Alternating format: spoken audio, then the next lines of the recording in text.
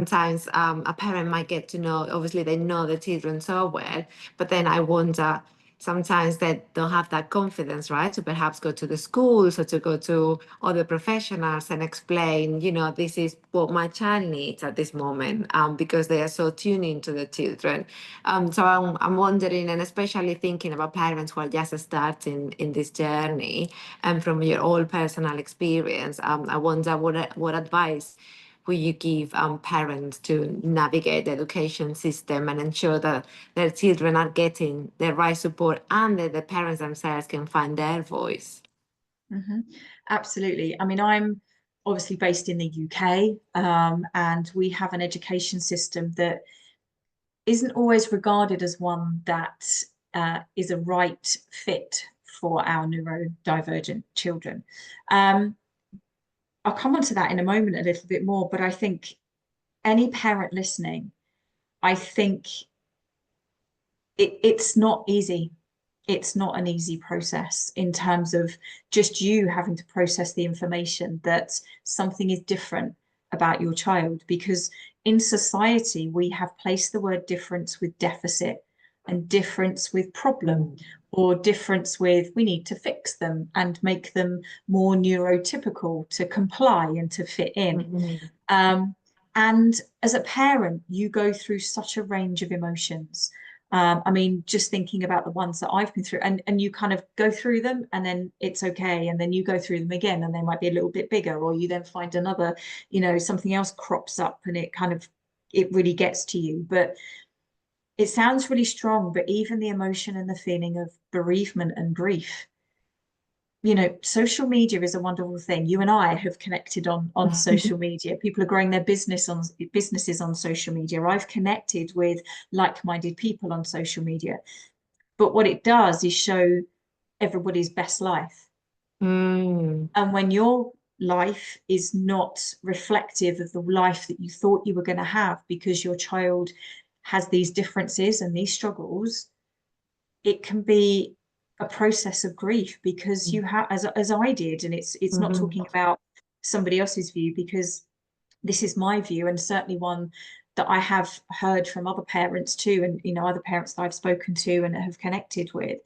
Grief is big, because especially as a mum, you spend your, or even as I did, I work in education, I work in early years. Yeah. From about the age of 10 or 11, it was about what my children are going to be like and what life's going to be like as a mother.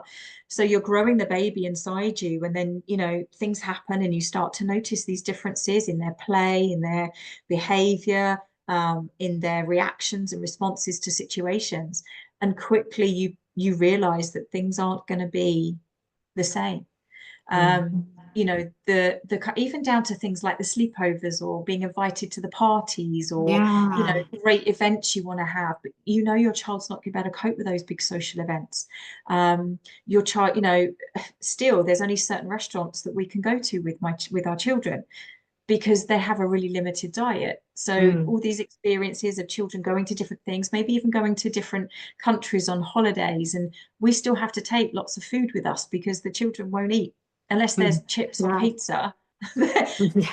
There's not really going to eat much more. But then you go through joy, because you look at these small, tiny little wins that your children do, and they might be really tiny. I remember during COVID, my eldest son put a bean and a sausage on the same fork and ate it, which Mm. sounds ridiculous. But he's always only eaten one food type at a time. He'd never Mm. put the food together. And it was like, Yeah. oh my God, Wow. what's he done? That's huge. And then, seeing him now, he's doing his A levels and he's flourishing in education. And it's Wow. just unbelievable.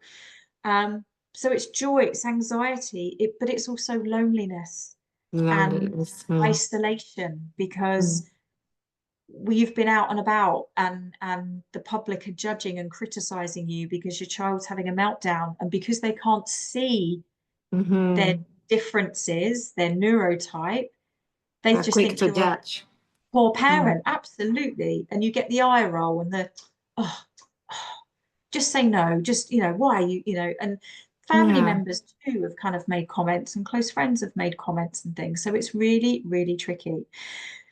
So I would always say about building this tribe around you, these other families that get it, the other families that you can laugh with, even though it possibly is a situation that isn't even funny, but you've got to laugh about it. You know, an outsider might see that it's not funny, but to you, I don't laugh, I cry. Or those other families where you can cry with, where you can go, you know, for a few gin and tonics and forget about it for a moment. Or you can just get some advice and support and just somebody just to go, do you know what?